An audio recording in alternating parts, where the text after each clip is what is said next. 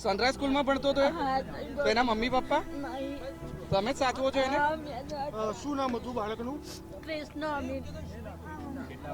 કેટલા વર્ષની ઉંમર હતી? કયા 7 ધોરણમાં ભણતો વર્ષનો હતો? બીજામાં.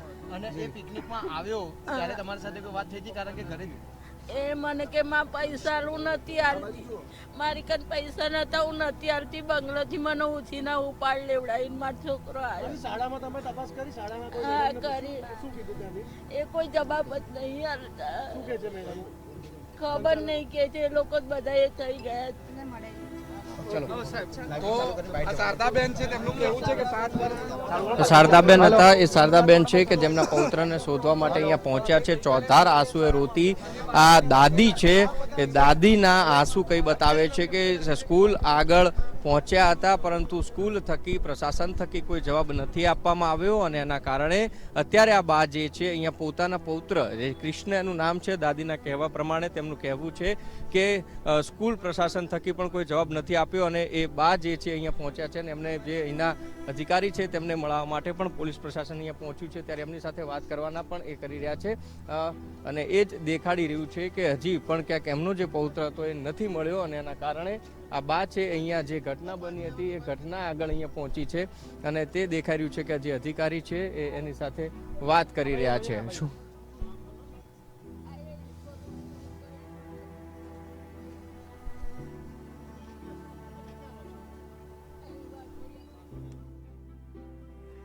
આ એ દાદી છે કે જેઓ પોતાના પૌત્રની જીદ આગળ ઝૂકી ગયા. પોતાની પાસે પૈસા નહોતા, પરંતુ પુત્રએ કરી હતી પિકનિકમાં જવા માટેની જીદ. પ્રવાસમાં જવા માટેની જીદ પૂરી કરવા માટે આ જ દાદીએ ઉછીના પૈસા લઈને તેને આપ્યા હતા અને આજે એ જ દાદીને કલ્પાંત કરવાનો આવ્યો છે વારો. કારણ કે વાલ સોયો કહેવાય ને કે મૂડી કરતા વ્યાજ વધુ વાલું હોય છે અને એ જ પ્રકારે આ દાદીને પણ તેમનો પોત્ર બહુ જ વાલો હતો કે જે હજુ સુધી કોઈ અતો પત્તો નથી મળ્યો. શાળા સંચાલકને તેઓ મળવા માટે પહોંચ્યા હતા, જવાબ લેવા. વાલીઓનો એવો આક્ષેપ છે કે સ્કૂલને ના પડી કે અમારે પિકનિકમાં નથી મોકલવું, પરંતુ સ્કૂલે કીધું કે તમારે મોકલવું જ પડશે અને 750 રૂપિયા એ લોકોએ એક વાલીથી વિદ્યાર્થી દીઠ લીધા વાલી પાસેથી. તો વાલી કે જવાબદારી એ શિક્ષકની હોવી જોઈએ અમારા બાળકોને જ્યારે લઈ જતા હોય તો એના માટે ચોક્કસ તમે મને પૂછજો, હું એ પ્રમાણે કહેતો રહીશ. તમારે મોદીભાઈ કંઈક ઉમેરવાનું? હાલ પૂરો પ્રશ્ન નીકળે તો પૂછી લીધું, કઈ વાત નહીં. ચાલો આપ કહેશો એ પ્રમાણે હું બોલતો જઈશ.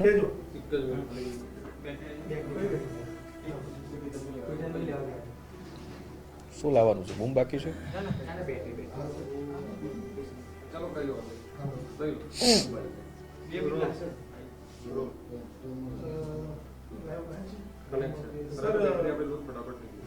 જે રીતના આખી જે દુર્ઘટના કાલે ઘટી છે એમાં આપણા કચેરી તરફથી શું કાર્યવાહી થઈ રહી છે? ગઈકાલે જે દુર્ઘટના ઘટી છે, જેવા સમાચાર મળ્યા, કચેરીમાં જિલ્લા શિક્ષણ અધિકારી અને પૂરો સ્ટાફ ઘટના સ્થળે ઉપસ્થિત હતો. શાળા ખાતે પણ કચેરીના કર્મચારીઓને મોકલવામાં આવ્યા હતા અને વાલીગણ અને શાળા ખાતે જ્યાં યથાયોગ્ય આવશ્યકતા હોય એ સંકલન કરવાનો ગઈકાલે પ્રયત્ન કચેરી દ્વારા કરવામાં આવેલો હતો. બચાવ કામગીરી મુખ્ય હતી. એમાં ગઈકાલે કચેરી જોડાણા બાદ આજના દિવસે સંસ્થા પાસેથી આ પ્રવાસ અંગેની બધી વિગતો અને શું હકીકતો હતી એ સંસ્થા પાસે માગવામાં આવી છે અને વહેલી તકે કચેરીમાં રજૂ કરે, કારણ કે સંવેદનશીલ વિષય હોવાથી વહેલામાં વહેલી તકે કચેરીમાં રજૂ કરે એવી કચેરી દ્વારા એમને સૂચના આપવામાં આવેલી છે. પ્રાથમિક દ્રષ્ટિએ જોતા કચેરીમાંથી તેમના દ્વારા કોઈ મંજૂરી કે એવી કોઈ કાર્યવાહી થઈ હોય તેવું દેખાતું નથી. તેમ છતાં પણ તેમને એવું કંઈ રજૂ કર્યું હોય કે ક્યાંય કોઈ એમના તરફથી પક્ષ મૂકવો હોય તો એમને અમે અવસર આપેલો છે. શું કાર્યવાહી થશે? આખા મામલામાં જો મંજૂરી નથી મેળવી અથવા તો નેગ્લિજન્સી આવી રહી છે સ્કૂલની સામે તો શું કાર્યવાહી થશે? સંસ્થા પાસેથી અમે પ્રવાસ માટે જેને જવાબદારી સોંપેલી હોય એ વ્યક્તિની વિગતો પણ માગેલી છે કે પ્રવાસ માટે ઇન્ચાર્જ કોણ હતું અને એ આયોજનની સંપૂર્ણ વિગતો મેળવી અને એ વિગતોને આધારે જવાબદાર સામે જે આવશ્યક હશે એ પગલાં લેવા માટે સંસ્થાને સૂચના આપવામાં આવશે. શું કાર્યવાહી થશે? મારો એક જ સીધો સવાલ છે કે આમાં સ્કૂલની સીધી રીતે નેગ્લિજન્સી છે. એક તો બોર્ડમાં વધારે વિદ્યાર્થીઓને બેસાડવા, બીજી બાજુ શાળાએ પિકનિકની મંજૂરી વગર પિકનિક લઈ જવું, તો શું નેગ્લિજન્સી પર આ બાબતે જે કંઈ નેગ્લિજન્સી કહો છો એમાં આપ સૌ જાણો છો કે પોલીસ ફરિયાદ ઓલરેડી નોંધાઈ ચૂકી છે.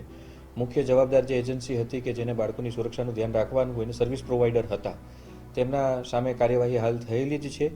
તે જ રીતે શાળા ખાતે શિક્ષણના અમારા કાર્યક્ષેત્રમાં જે આવે છે એમાં જે જવાબદાર હશે તેની સામે શિસ્ત વિષયક કાર્યવાહી, કારણ કે એ કર્મચારી કહેવાય સંસ્થાના, તો તેની સામે જે શિક્ષણની જોગવાઈઓ છે તે અંતર્ગત તેઓની સામે પગલાં લેવામાં આવે તે કચેરી દ્વારા સુનિશ્ચિત કરવામાં આવશે. કોઈ માન્યતા રદ કરાશે, કારણ કે જે રીતના સ્કૂલની આટલી મોટી બેદરકારી હોય અને એમની જ જવાબદારી થતી હોય કે વિદ્યાર્થીઓને બોર્ડમાં આટલા મોટી સંખ્યામાં બેસાડવા કે ન બેસાડવા, તો સ્કૂલની કોઈ શાળાની અંદર માત્ર આટલા વિદ્યાર્થીઓ છે એવું નથી. શાળાની અંદર વિદ્યાર્થીઓની સંખ્યા ખૂબ વધારે હોય છે, ત્યારે અમારે આવો કોઈ નિર્ણય કરતી વખતે અન્ય વિદ્યાર્થીઓના હિતનો અને એમના શિક્ષણનો પણ બહોળો વિચાર કરવો પડતો હોય છે. અને સાથે સાથે સંસ્થામાં સંચાલક ગણ આ બાબતથી કેટલું અવગત હતું અને તેમની શું જવાબદારી બને છે એ બાબત એમનો ખુલાસો આવ્યા બાદ એ બાબતનો વિગતવાર અભ્યાસ કરી આગળનો નિર્ણય કરવામાં આવશે. વાલીઓ કહી રહ્યા છે કે જે રીતે સ્કૂલમાંથી પિકનિક લઈ જાય એટલું જબરદસ્તી લઈ ગયા અને પાછું એમને કહેવામાં પણ નથી આવ્યું કે કઈ જગ્યાએ પિકનિક લઈ જવાની, તો સ્કૂલની જવાબદારી નથી બનતી કે વાલીઓને જાણ કરે. આ બાબતે એ જાણવું જરૂરી છે કે સંચાલક ગણ દ્વારા આ વસ્તુ બની છે અથવા તો સંચાલકે જે વ્યક્તિને જવાબદારી સોંપી હતી પ્રવાસ અંગેની તે વ્યક્તિ દ્વારા આ ઘટના બની છે. આ બાબતનો વિગતવાર વાલીઓની જે રજૂઆત છે એનો અભ્યાસ કરી અને યથાયોગ્ય નિયમ અનુસાર સખત કાર્યવાહી કરવામાં આવશે.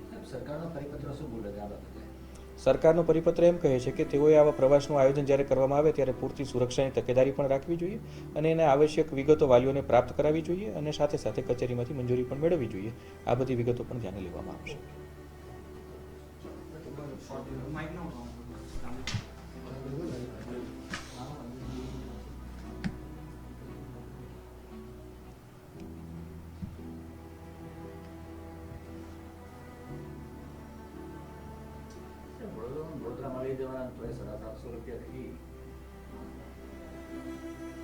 કદાચ એ જ કારણ ત્યાં સામે એજન્સી કેટલા લે છે શું છે એ જોવાનું થાય.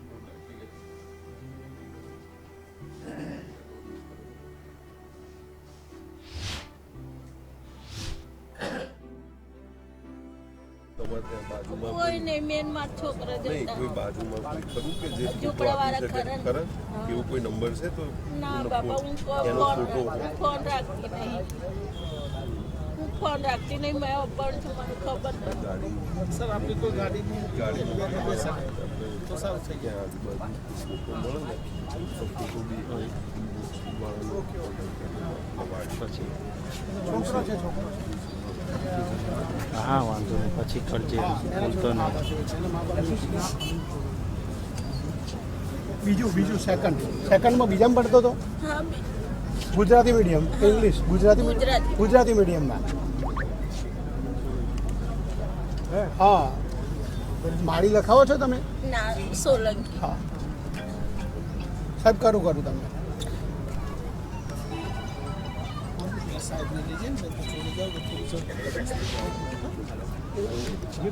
મારી શરીર છોકરો છે જ સ્કૂલમાં છે ભણે છે, પણ એ તો આવ્યો જ નહોતો કૃષ્ણા માળી કરી.